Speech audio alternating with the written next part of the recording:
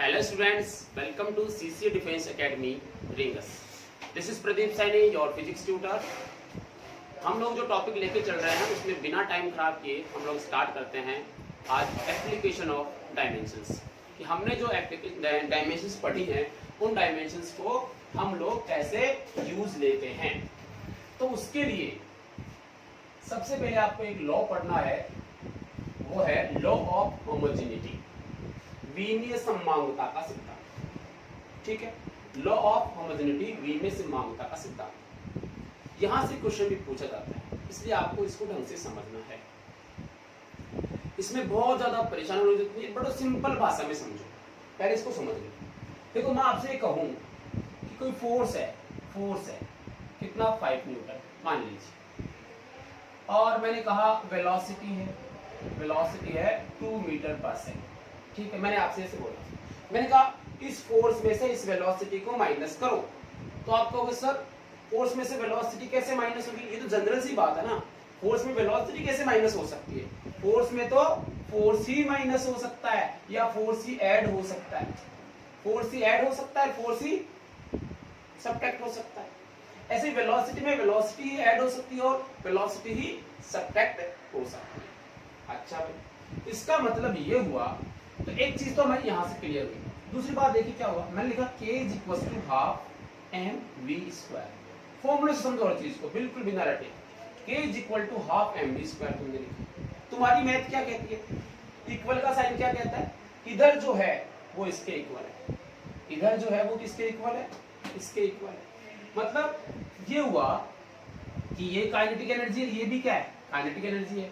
दोनों एक जैसी होंगी, दोनों क्या होंगी? एक जैसी। यानी इधर की जो डायमेंशन है और इधर की जो डायमेंशन है वो आपस में क्या होंगी? सेम। दोनों की डायमेंशंस क्या होंगी? सेम। तो यही क्या है हमारा लॉ ऑफ होमोजेनिटी, कि किसी फॉर्मूले में या किसी इक्वेशन में हर एक टर्म की डायमेंशन इक्वल होती है। हर एक टर्म की डायमेंशन क्या होती है? इक्वल होती है। इसकी थ्योरी लिखने की जरूरत है नहीं, वैसे हमें समझना है, फिर भी मैं एक लाइन लिख लेता हूं इसमें। क्या देखो, इसका मतलब होता है कि dimension of each term in A equation, dimension of each term in A equation और a formula should be same. खत्म, बस। क्या होना चाहिए? सेम होना चाहिए। क्या मतलब हुआ? आपने लिखा z = x + y, z = x + y। तो जो डायमेंशन z की होगी क्या वही डायमेंशन x की होगी? क्योंकि इसमें इसको ऐड करोगे और जो आंसर आएगा वो भी z के इक्वल होगा। तो जो डायमेंशन z की होगी वही किसकी होगी? x की होगी। जो डायमेंशन z की होगी वही डायमेंशन किसकी होगी? y की होगी। और जो डायमेंशन x की होगी वो इन दोनों से देखो, z अगर सेम है तो x और y भी क्या होगा? सेम। ही हमारी मैथ्स हमें कहती है। तो बहुत ज्यादा टेंशन नहीं है, सबकी डायमेंशन आपस में क्या होती हैं? सेम होती है। क्लियर है? और यहीं से हमें इस चीज को समझना है। कैसे? शुरू करते हैं। शुरू करने के लिए मैंने जैसे मान लीजिए सेंट्रीपिटल फोर्स क्या होता है? अभिकेंद्रीय बल। क्या होता है अभिकेंद्रीय बल? Centripetal force mv²/r, mv²/r। तो इधर की डायमेंशन और इधर की डायमेंशन क्या मिलेंगी? सेम मिलेंगी। जैसे फोर्स की डायमेंशन क्या होती है? mLt-2। इधर देखिए मास की डायमेंशन क्या है? m, और वेलोसिटी की डायमेंशन क्या होती है? mLt-2। इसका क्या कर दोगे? स्क्वायर। रेडियस की डायमेंशन क्या होगी? l। इधर देखिए mLt-2, और इधर बात करें तो m। ठीक है, ये l² हो जाएगा, जिसमें से एक l कैंसिल हो जाएगा तो l ही बचेगा और t की पावर माइनस। देखिए दोनों डायमेंशन क्या है? सेम है। तो एक चीज तो ये फायदा मिल गया इससे कि होमोजेनिटी से एक बेनिफिट मिला कि हम फॉर्मूले को चेक कर सकते हैं कि हमारा फॉर्मूला डायमेंशनली करेक्ट है कि नहीं। देखो ध्यान रखना, डायमेंशनली करेक्ट है कि नहीं है। विमीय विश्लेषण के द्वारा ये सही है या नहीं है। समझ आई बात? तो इसका यूज भी हो गया, यहाँ साथ साथ ये भी समझ सकते हैं कि this formula is right, dimensionally right. ठीक है ना, फिजिक्स में ये चीज हो सकती है। दूसरा देखो, मैं आपसे कहूं कि S is equal to UT plus half AT square, इसको चेक कीजिए, इसको चेक कीजिए कि डायमेंशनली करेक्ट है या नहीं है। तो आपने इसको चेक किया, चेक करने के लिए क्या बोलेंगे, इस टर्म की डायमेंशन और इस पूरे टर्म की डायमेंशन क्या होनी चाहिए, सेम होनी चाहिए, या फिर इस डायमेंशन और इसकी पूरे टर्म की डायमेंशन क्या होनी चाहिए, सेम होनी चाहिए।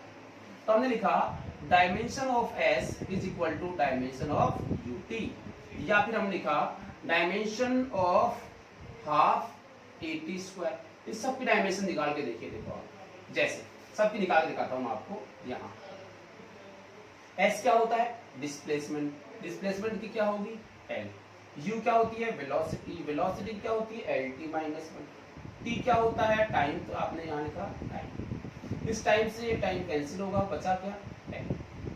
यहाँ से देखिए तो हाफ की कोई डायमेंशन नहीं होती, L की डायमेंशन, T की डायमेंशन, सॉरी A की डायमेंशन क्या होगी L T माइनस 2, और T की क्या होगी T2। इससे क्या हो जाएगा कैंसिल, बचा क्या L। तो ये भी क्या है, राइट है। सर ये क्यों पढ़ा रहे हो, ये एग्जाम में थोड़ी आता है, एग्जाम में ये नहीं आता है, मैं बता रहा हूँ वो आता है, जो कंसेप्चुअल क्वेश्चन होते हैं जहां आप समझ नहीं पाते। देखिए क्या है, मैं ऐसे कहता S is equal to UT plus half AT square, यहाँ 3 कर देता, हाफ की जगह कितना करता 3 करता, 4 करता, कुछ भी करता, तब भी आप देखते कि इसकी डायमेंशन, इसकी डायमेंशन और इसकी डायमेंशन सेम ही आती, क्योंकि 1/2 की तो हमने यहाँ भी नहीं लिखी, तो 1/3 की तो यहाँ भी नहीं लिखते। तो क्या ये सही है? तो फिजिक्स में तो ऐसा फॉर्मूला है ही नहीं, फिजिक्स में हमारा जो फॉर्मूला है वो क्या है, हाफ आता है, यहाँ 1/3 नहीं आता। इसका मतलब क्या हुआ, इसका मतलब ये हुआ कि कोई फॉर्मूला अगर डायमेंशनली करेक्ट है, अगर सबकी डायमेंशन सेम मतलब डायमेंशनली करेक्ट है, इसका मतलब ये होता है कि वो फिजिक्स में वो फॉर्मूला सही है भी और नहीं भी।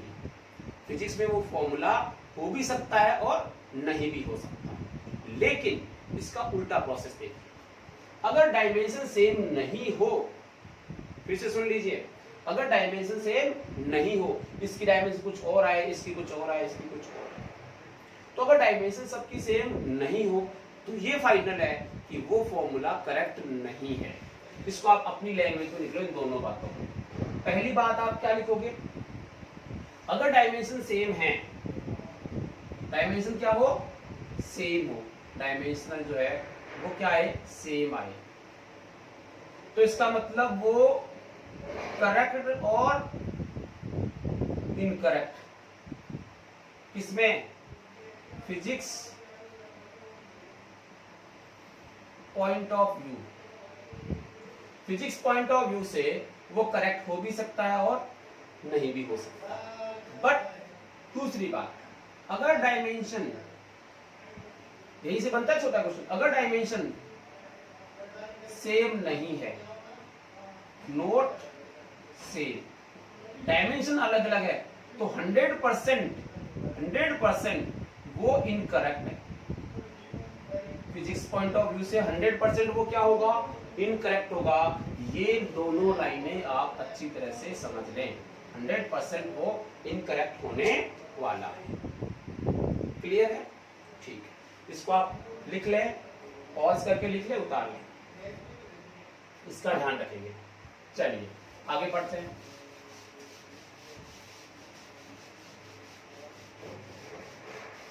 जैसे हमारा डायमेंशन खत्म हो जाएगा, उसके बाद हम इसमें आए हुए क्वेश्चंस की स्टडी करने वाले हैं।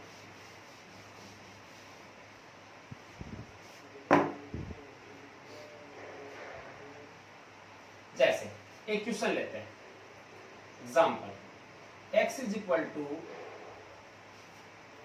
AT square plus BT plus C, ये कोई इक्वेशन है। देखो होमोजेनिटी का फायदा क्या है, x is equal to AT square plus BT plus C, ये हमें कोई इक्वेशन गिवन है। वह ये कहा गया है A, B and C are constant, सब क्या है constant, A B C constant है। और ये बोला गया x जो है उसको डिस्प्लेसमेंट मानिए, t को आप टाइम मानिए, और फाइंड बोला है dimension of a, dimension of b and dimension of c। तीनों की कांस्टेंट्स की डायमेंशंस निकालनी है। कांस्टेंट की डायमेंशंस होती है क्या? तो आंसर है न्यूमेरिक वैल्यू जो होती है उनकी तो नहीं होती, लेकिन फिजिक्स में ऐसे कांस्टेंट की डायमेंशंस होती है। जैसे आपने अभी निकाला था इससे पहले वाले वीडियो में, किसका, ईटा की डायमेंशन निकाली थी, कांस्टेंट वैल्यू, समझ लो। और इसके अलावा जो है आप लोग कैपिटल जी की डायमेंशंस निकालते हैं, यूनिवर्सल गैस कांस्टेंट की डायमेंशंस निकालते हैं, तो वो कांस्टेंट्स उनकी डायमेंशंस होती हैं, बट कुछ न्यूमेरिक वैल्यूज होती है उनकी नहीं होती। यहाँ जो बोला गया है फाइंड ए बी और सी, इनकी डायमेंशन निकालनी है। तो यहाँ इसको सॉल्व करने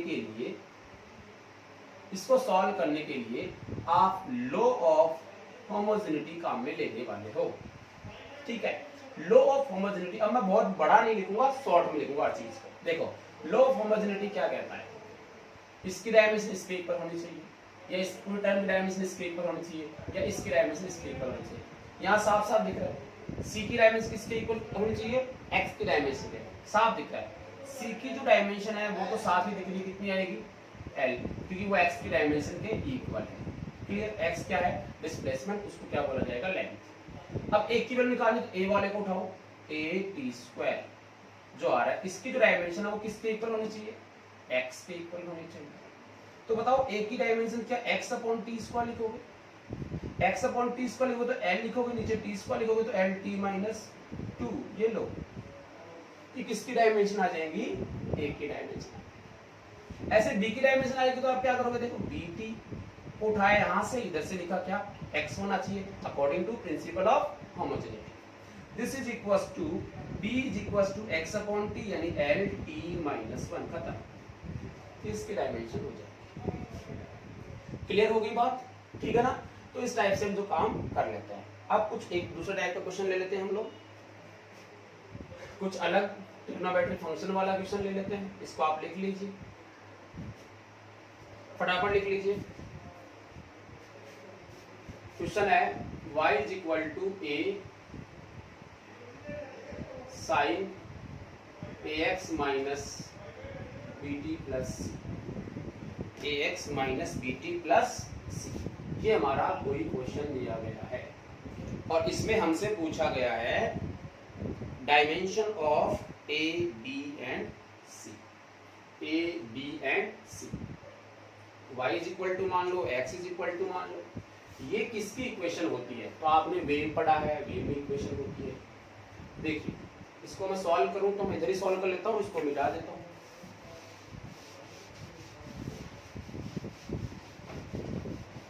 इसको अपन मिटा देते हैं यहाँ से, ठीक है। अब थोड़ा सा यहाँ से एक नई चीज आपको सीखने को मिलने वाली है। देखो क्या, अगर मैं आपसे कहूँ y is equal to A sine theta है, ये y इज इक्वल टू क्या है, ये a साइन थीटा। क्लियर। अच्छा अब एक बात सोचिए, थीटा क्या होता है, आर्क अपॉन रेडियस। थीटा क्या होता है, आर्क अपॉन रेडियस, ये होता है। आर्क बेसिकली क्या होती है, लेंथ, और रेडियस भी क्या होती है, लेंथ।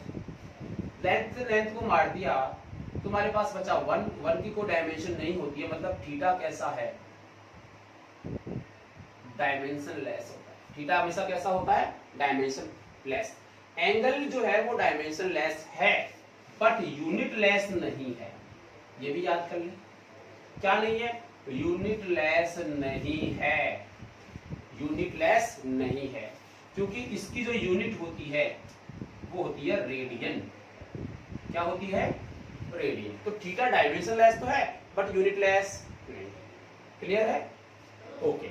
अब मैं इसको यहां से समझाता हूं आपको। y is equal to A sine theta.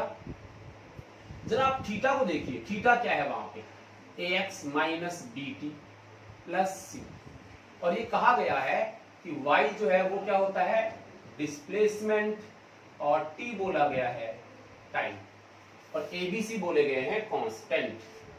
ठीक है, अब बताइए, ये थीटा है मतलब ये इसके इक्वल है, और थीटा कैसा होता है, डायमेंशनलेस। मतलब हमने ये लिखा कि ax minus bt plus C is equal to what, dimensionless. मतलब हुआ m0 l0 t0, ऐसे लिखते हैं। अब अगर ये डायमेंशनलेस है तो principle of homogeneity, principle of homogeneity या लॉ ऑफ होमोजेनिटी हमें क्या कहता है कि दिस टर्म जो है, dimension of this term is equal to this term is equal to this and this term is equal to this. साफ साफ दिखता है हमें कि ax कैसा होना चाहिए, डायमेंशनलेस होना चाहिए। अब ये 1 तो है ना, ये 1 तो है ही, 0 थोड़ी है, तो हम लिखेंगे a is equal to m0 l0 t0 upon x। क्या बना, ये तो 0 रहेगा, x नीचे क्या आएगा, लेंथ, लेंथ को ऊपर लेके जाओगे -1, तो a की जो डायमेंशन आएगी वो क्या आएगी, l माइनस, राइट। ऐसे ही b की जो डायमेंशन आएगी उसको 1 लिख लो इसकी जगह पे, और लिखोगे b is equal to 1 upon t यानी t माइनस, और जो c की डायमेंशन होगी वो होगा m0 l0 t0। ये आपका डायमेंशनलेस, सिंपल। तो प्रिंसिपल ऑफ होमोजेनिटी का मीनिंग ये होगा। एक्स वाई जेड कैसा भी क्वेश्चन आए आपको कॉन्सेप्ट पता होना चाहिए। ये डायमेंशन लेस होते हैं, वहां से भी हम इसको काम में ले सकते हैं। टर्म्स की डायमेंशन सेम होनी चाहिए, वहां से भी हम इसको काम में ले सकते हैं। क्लियर हो गई, फटाफट इसको आप लिख लीजिए। फिर और कोई अच्छा सा क्वेश्चन लेते हैं हम लोग।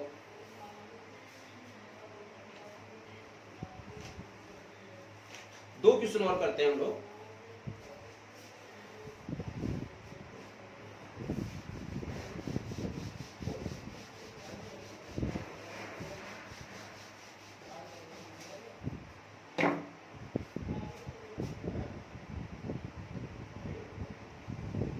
एक एग्जाम्पल आपके साथ, p is equal to P naught E की power minus alpha T, right. ये हमारा क्वेश्चन है। इसमें कहा गया है p जो है वो है पावर, p नॉट है वो है कांस्टेंट, एल्फा भी क्या है, कांस्टेंट है, और t जो है वो है टाइम, मान लो ऐसे दिया हुआ, और आपसे पूछा एल्फा की डायमेंशंस क्या होंगी, एल्फा की डायमेंशंस क्या हो, कैसे निकलेगा, तो थोड़ा ध्यान दीजिए। e raise to power something का मतलब होता है चरघातांकी, यानी exponential function, exponential function. Exponential function की कोई डायमेंशंस नहीं होती, कांस्टेंट वैल्यू होती है। आपको पता है e की power 2.17 constant value. Constant value कैसा होता है, डायमेंशन लेस होता है। कांस्टेंट की कोई डायमेंशंस नहीं होती है, मतलब इसकी जो पावर होगी इसको डायमेंशन कहते हैं हम लोग। तो इसका मतलब अल्फा टी स्क्वायर जो है वो क्या होगा, dimension less. Alpha T square क्या होगा, डायमेंशन लेस होगा। यहां से इस बात को समझना। तो हमने लिखा because this is dimension less, so alpha t square is equal to m0 l0 t0। तो alpha is equal to 1 upon t square, मतलब m0 l0 t माइनस। लो ये अल्फा की डायमेंशंस, समझ आ गई बात। तो कंसेप्ट को समझना, इसलिए मैंने पहले सबसे पहले आपको बताया कि डायमेंशन का मतलब है पावर, फंडामेंटल पावर की फॉर्म में लेते हैं। अगर कोई फिजिकल क्वांटिटी या फिर कोई कांस्टेंट उसकी डायमेंशन होती ही नहीं है, इसका मतलब इस पावर को हम लोग जो बोल रहे हैं वही तो इसके इक्वल होगी, ऐसे। समझ आया? तो इस टाइप से जो है आपके पास क्वेश्चंस आ सकते हैं। क्लियर है? ठीक है, चलिए अब क्या कर रहे हैं। अब एक क्वेश्चन आप चाहो तो मैं आपके लिए छोड़ता हूं, और पहले आप पॉज करके उसको सॉल्व करेंगे। क्वेश्चन मैं आपके सामने लिख रहा हूं, P is equal to alpha upon beta, exponential बोला गया है माइनस एल्फा जेड अपॉन दिया हुआ है के थीटा। ठीक है, एल्फा बीटा कांस्टेंट है और z जो है वो डिस्टेंस है और k है बोल्ट्जमान कांस्टेंट। देखो बोल्ट्जमान कांस्टेंट है k, थीटा क्या है टेम्परेचर, z क्या है डिस्टेंस और अल्फा और बीटा ये क्या है कांस्टेंट और p है आपका प्रेशर। ये इतना दिया हुआ है। हमसे पूछ रहा है dimension of find dimension of beta. पहले पॉज कर लीजिए, फिर खुद सॉल्व करके देखिए, उसके बाद जो है मैं आपको कराने वाला हूं। बोलो कैसे निकालो। डायमेंशन निकालनी है बीटा की, ठीक है। चलो कर लिया होगा आप लोगों ने। देखो अब मैं इसको सॉल्व करता हूं। पहली बात तो ये क्या है, देखो exp का मतलब एक्सपोनेंशियल होता है, यानी e raise to power something, e raise to power minus K alpha z upon k theta, ये है इसका मतलब। इसका मतलब हुआ alpha upon beta, this is equal to pressure. ये है फॉर्मूला, ये बन गया। क्लियर है। अब अगर आपको बीटा की वैल्यू निकालनी है तो आप लिखोगे प्रेशर की जो डायमेंशन है वो अल्फा अपॉन बीटा की डायमेंशन के इक्वल होना चाहिए। ये तो लिख सकते हो क्योंकि ये तो डायमेंशन लेस है, तो इसको तो लिखोगे नहीं, m0 l0 t0 है। बट बीटा की निकालने के लिए प्रेशर भी चाहिए, तो प्रेशर तो हम बना सकते हैं force upon area, but alpha की नहीं है, तो पहले किसकी निकालनी होगी अल्फा की। तो हम लिखेंगे since alpha z upon k theta is dimensionless, तो alpha is equal to k theta upon z लिख सकते हैं। Alpha is equal to k theta upon z, इसकी डायमेंशन लिखनी है तो हम डायमेंशन की फॉर्म में लिखेंगे इसको। अब k क्या है, k यहाँ बोल्ट्जमान कांस्टेंट है, और बोल्ट्जमान कांस्टेंट का यूनिट क्या बताया था मैंने, जूल पर केल्विन। जूल क्या होता है ml2t-2 अपॉन केल्विन को लिख लो थीटा, थीटा लिख लेता हूं। चलिए, और ये जो थीटा है वो टेम्परेचर है, और तो ये भी थीटा ही है, इसका मतलब थीटा दिया हुआ है, ठीक है ना। सो ये मिला, यहां से क्या मिल जाएगा ml2t-2 थीटा माइनस 1, ठीक है। अब इसके बाद में आपका यहां से ये बोल्ट्जमान कांस्टेंट की डायमेंशंस हो जाएंगे। अब क्या करें, अब हम लोग यहां से इसको सॉल्व कर लेते हैं। क्या लिखोगे, देखो k की डायमेंशन आएगी ml2t-2 थीटा माइनस 1। ये किसकी डायमेंशन हमने लिखी है, बोल्ट्जमान कांस्टेंट। इसके साथ में क्या लिखा हुआ है, थीटा अपॉन z क्या था क्वेश्चन में, z हमारे पास डिस्टेंस है, उसको क्या लिखा जाएगा l, ठीक है। थीटा से थीटा क्या होगा कैंसिल, और यहां बचेगा m, ये ऊपर चला जाएगा माइनस का हो जाएगा, तो ये बचेगा 1 t माइनस 2, ठीक है। So this is alpha, right. तो अल्फा इज इक्वल टू आया ml1 t माइनस 2। अब अल्फा आ गया तो ये काम हो सकता है हमारा। देखो प्रेशर की डायमेंशन क्या होगी, force upon area, ml2 t minus 2 upon l2, force upon area, इससे कैंसिल हो जाएगा, क्या बचेगा m L0 t minus 2, right. तो फोर्स अपॉन एरिया आ जाएगा प्रेशर। अब सोचो यहां से देखिए क्या लिखा जाएगा m, यहां से मैं बीटा निकालता हूं, beta is equal to alpha upon p, alpha लिखोगे m L1 t माइनस 2, ठीक है ना, और नीचे आएगा प्रेशर, वो आएगा m t माइनस 2, ठीक है। तो यहां से m से m क्या हो जाएगा कैंसिल हो जाएगा, यहां बचेगा L1 t, ये -2 है, ये भी -2 कैंसिल हो जाएगा, केवल क्या आंसर आ रहा है L1। देख लेना कोई कैलकुलेशन में मिस्टेक नहीं करें अपन, ठीक है ना। तो यहाँ हो गया m0 L1 और t 0, लिखना चाहिए तो हम लिख सकते हैं m0 L1 और t भी क्या आ रहा है 0। ये किसकी डायमेंशंस आ रही हैं, तो आंसर है बीटा। अब मेरे हिसाब से आपको लॉ ऑफ होमोजेनिटी समझ में आ गया, और कौन कौन सी फिजिकल क्वांटिटी जो है वो डायमेंशन लेस होती हैं वो भी यहाँ से आपको क्लियर होगा, ठीक है। अब एप्लीकेशन हम लोग पढ़ने वाले हैं। नेक्स्ट वीडियो लेक्चर में एक नई एप्लीकेशन के साथ फिर से आपके सामने हाजिर होंगे। तब तक के लिए थैंक यू।